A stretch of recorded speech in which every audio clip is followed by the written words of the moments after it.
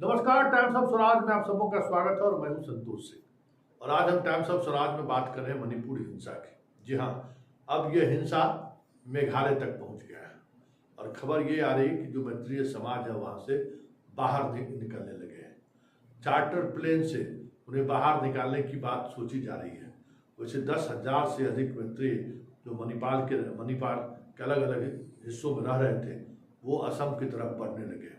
मतलब जो खतरा था, जिसका अंदेशा था, वो अंदेशा और खतरा अब जमीन पर दिखने लगा है। जिस तरीके से हिंदू समाज और आदिवासी समाज को आमने सामने करने की जो रणनीति थी, वो रणनीति अब रंग लाते दिख रहा है। खबर ये भी है कि जिस 4 मई को 2 कुकी महिलाओं के साथ रेप की घटना घटी थी, उनके आंखों के सामने उनके भाई की हत्या हुई थी, ठीक उसी दिन 2 और महिलाओं के साथ रेप करके उसकी हत्या कर दी गई। वो मामला भी आज प्रकाश में आया है और उस मामले में भी 0 FIR दर्ज करके अभी तक इंतजार किया जा रहा था। अब जैसे ही ये 2 मामला सामने आया, इस मामले में लोग अब सड़क पर उतरने लगे।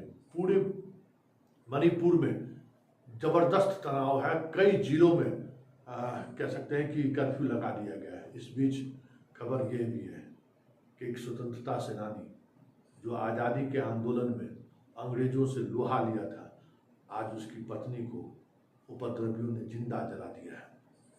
ये मंजर आप समझ सकते हैं कि किस तरीके का मंजर अब वहाँ देखने को मिल रहा है।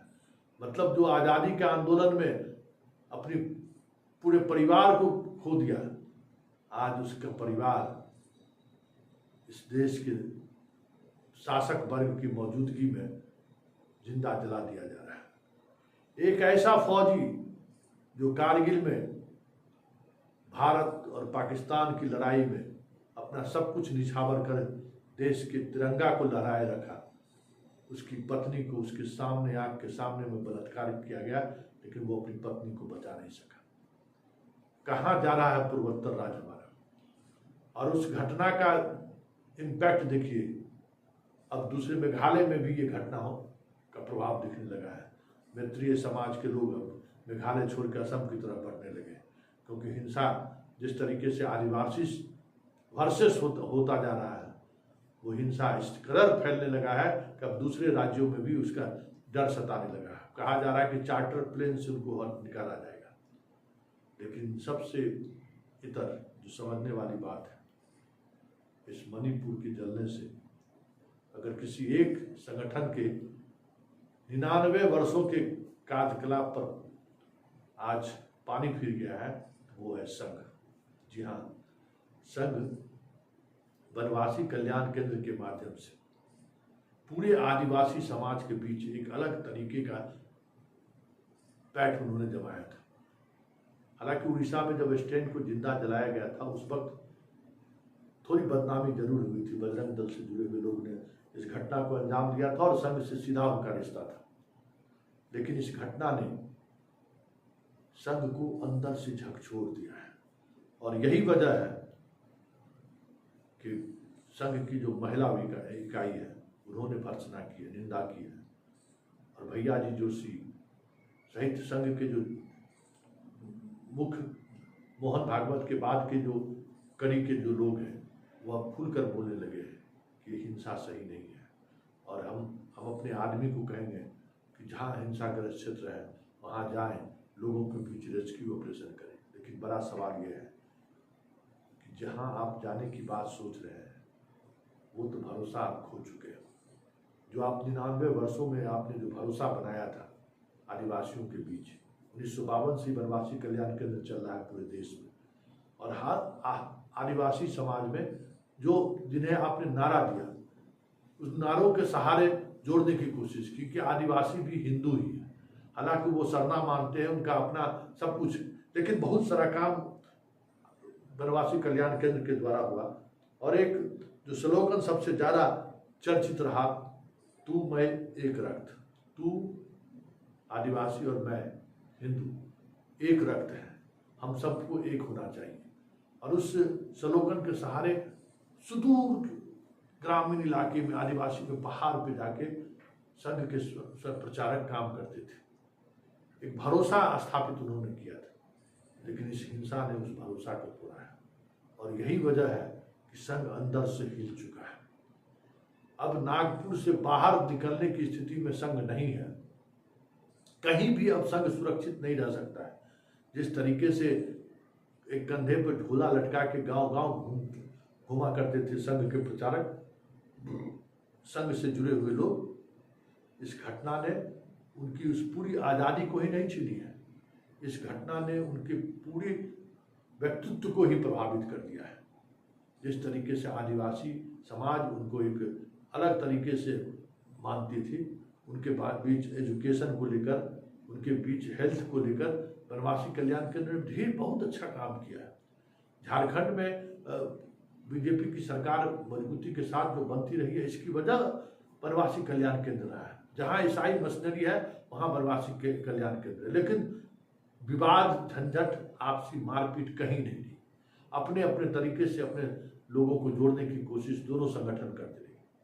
लेकिन ये जो हिंसा है, क्योंकि हिंसा इसलिए ज़्यादा प्रभावी ढंग से संघ को प्रभावित करने वाली है कि आदिवासी धर्म के आधार पर जो भी हो, क्रिश्चियन आदिवासी हो, सरना आदिवासी हो, या आजकल तो शिव के भी मानने वाले आदिवासी हो गए, लेकिन कुछ चीज़ें ऐसी हैं जो आज भी पूरे आदिवासी समाज को एक साथ जोड़े हुए हैं। धर्म के अलावा भी बहुत सारी चीज़ें ऐसी हैं, भाषा है, कुछ ऐसी आदिवासी संस्कृति है जो जिस संस्कृति की वजह से आदिवासी समाज आज भी अलग अलग धर्म के मानने के बावजूद भी जुड़े हुए हैं। और उन तमाम लोगों के मन में ये बात घर कर गई है कि इस घटना के पीछे संघ और बीजेपी वाले समाज, और कहीं न कहीं उनके दिमाग में ये भी आने लगा है कि सत्ता के संरक्षण में जिस तरीके से आदिवासियों का नरसंहार हुआ है, उसके पीछे भी कहीं न कहीं बीजेपी और संघ है। और ये इमेज बस्तर से लेके मणिपुर तक बनता हुआ दिख रहा है। और यही वजह है कि राष्ट्रपति को लोग पत्र लिख रहे हैं, आदिवासी आप राष्ट्रपति हैं, आप आगे बढ़िए। इस तरह की चीज़ें सामने आनी शुरू हो गई हैं। हेमंत सोरेन से लेके तमाम आदिवासी नेता सीधा सीधा राष्ट्रपति को टारगेट ले रहे हैं, कह रहे हैं कि आपके रहते हुए अगर इस तरीके से आदिवासी समाज के महिलाएं के साथ व्यवहार हो तो फिर क्या मतलब रह जाएगा। मतलब चारों तरफ से आदिवासी समाज जो अलग अलग धर्म के मानने के बावजूद भी आज एक फ्रंट पर मौजूद है। और यही देखकर संघ घबराया हुआ है, क्योंकि संघ ने कभी सोचा नहीं था कि इस तरीके की चीज़ें भी हो सकती हैं। और देखिए, अब तो अलग मणिपुर में भी फैल गया है।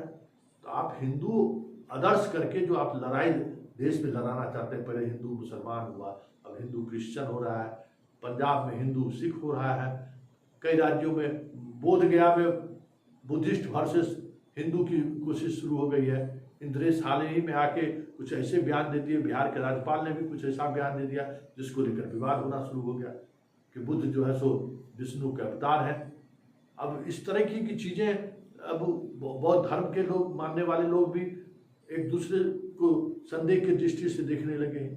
बहुत सारी ऐसी चीज़ें हैं जो चीज़ें लगातार बदल रही हैं। और हमें लगता है कि जो सत्ता में लोग हैं, संघ या बीजेपी, ये सोच रही होगी कि बहुसंख्यक वर्सेस अल्पसंख्यक जैसे ही माहौल बनेगा, जीत हमारी तय है।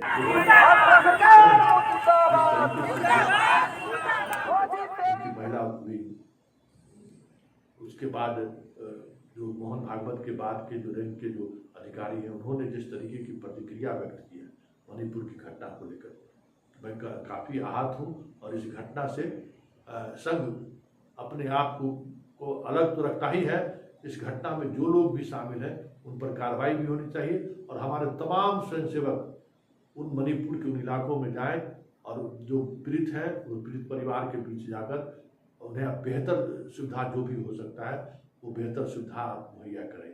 मतलब जिस तरीके की चीज़ें सामने आ रही हैं, जिस अंदाज में आ रही हैं, संघ को ये समझ में आ गया कि 99 वर्षों में 2025 में उनका 100 वर्ष पूरा होना है। 1925 में संघ की स्थापना हुई थी। 1952 में वनवासी कल्याण केंद्र के माध्यम से हर आदिवासी गांव में इन्होंने प्रवेश बनाया। और जैसे क्रिश्चियन को फंडिंग होता था, वो राष्ट्रीय अंतर्राष्ट्रीय स्तर पर वनवासी कल्याण केंद्र को फंडिंग मिलना शुरू हुआ।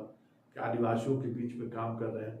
धर्म तो पीछे का उनका एजेंडा था, लेकिन आदिवासियों के बीच जाए, आदिवासी और हम दोनों एक हैं। पहले इन्होंने ये इन स्लोगन को आगे बढ़ाया, स्कूल खोला, अस्पताल खोला, अलग अलग तरीके से रोजगार कैसे उत्पन्न हो सके उन इलाकों में, उस पर वनवासी कल्याण केंद्र ने काम किया। लेकिन सारे के सारे काम आज इस मणिपुर की घटना में कह सकते हैं कि मिट्टी में मिल गया इनका, और इसलिए पूरा संघ हिला हुआ है। क्योंकि मुसलमान के खिलाफ जो नैरेटिव सेट करती रही है संघ, उस नैरेटिव से वो नुकसान उनको नहीं उठाना पड़ा जितना नुकसान ये आदिवासी समाज के साथ जो घटना घटी है उससे उठाना पड़ रहा है। क्योंकि आदिवासी समाज आज भी धर्म के आधार पर अलग अलग मान्यताओं के साथ क्यों न खड़ा रहा, बहुत सारी चीजें ऐसी हैं जिस वजह से वो आपस में मिलते जुलते रहते हैं, आपसी भाईचारा बना रहता है। एक ही परिवार में कोई क्रिश्चियन है तो कोई सरना है, कोई हिंदू भी माने कि देवता मानने वाले हैं, ऐसे अधिकांश परिवार आदिवासियों में ऐसा है। और जिस तरीके की घटना मणिपुर में घटी है, वो घटना कहीं न कहीं इमेज ये दे रहा है कि आदिवासियों के साथ बहुसंख्यक समुदाय ने इस तरह की घटना के खिलाफ जो नैरेटिव सेट करती रही है संघ, उस नैरेटिव से वो नुकसान उनको नहीं उठाना पड़ा जितना नुकसान ये आदिवासी समाज के साथ जो घटना घटी है उससे उठाना पड़ रहा है। क्योंकि आदिवासी समाज आज भी धर्म के आधार पर अलग अलग मान्यताओं के साथ क्यों न खड़ा रहा, बहुत सारी चीजें ऐसी हैं जिस वजह से वो आपस में मिलते जुलते रहते हैं, आपसी भाईचारा बना रहता है। एक ही परिवार में कोई क्रिश्चियन है तो कोई सरना है, कोई हिंदू भी माने कि देवता मानने वाले हैं, ऐसे अधिकांश परिवार आदिवासियों में ऐसा है। और जिस तरीके की घटना मणिपुर में घटी है, वो घटना कहीं न कहीं इमेज ये दे रहा है कि आदिवासियों के साथ बहुसंख्यक समुदाय ने इस तरह की घटना को अंजाम दिया है। और यही वजह है कि पूरे आदिवासी समाज में आक्रोश फैलता जा रहा है, और यही आक्रोश संघ को अंदर से हिला कर रख दिया है।